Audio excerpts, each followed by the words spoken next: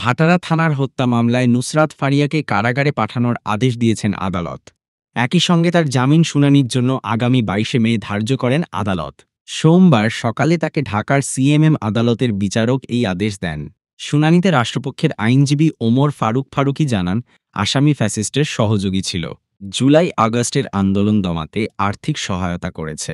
সকাল ৯টার দিকে তাকে ঢাকার সিএমএম আদালতে নেওয়া হয়।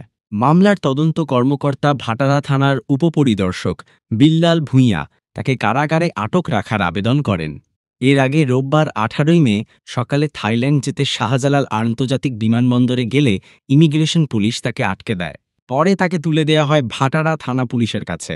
এরপর একই দিন বিকালে ফারিয়াকে গ্রেপ্তার দেখিয়ে জিজ্ঞাসাবাদের জন্য নেওয়া হয় মিন্টো রোডের গোয়েন্দা পুলিশ কার্যালয়ে। এই অভিনেত্রীর বিরুদ্ধে ২০২৪ সালের বৈষম্য বিরোধী আন্দোলন চলাকালীন রাজধানীর ভাটারা থানায় একটি হত্যাচেষ্টা মামলা রয়েছে। ফারিয়া ছাড়াও হত্যাচেষ্টা মামলায় আসামি করা হয়েছে অপু বিশ্বাস, আসনা হাবিব ভাবনা ও অভিনেতা জায়েদ খান সহ ১৭ জনকে।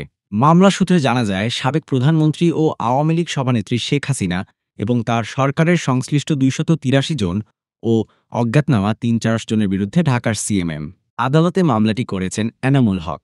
মামলায় বৈষম্য বিরোধী আন্দোলনের বিপক্ষে অবস্থান নিয়ে আওয়ামী লীগের অর্থ যোগানদাতা হিসেবে আসামি করা হয় ঢাকাই চলচ্চিত্রের অভিনেত্রী নায়িকা নুসরাত ফারিয়াকে।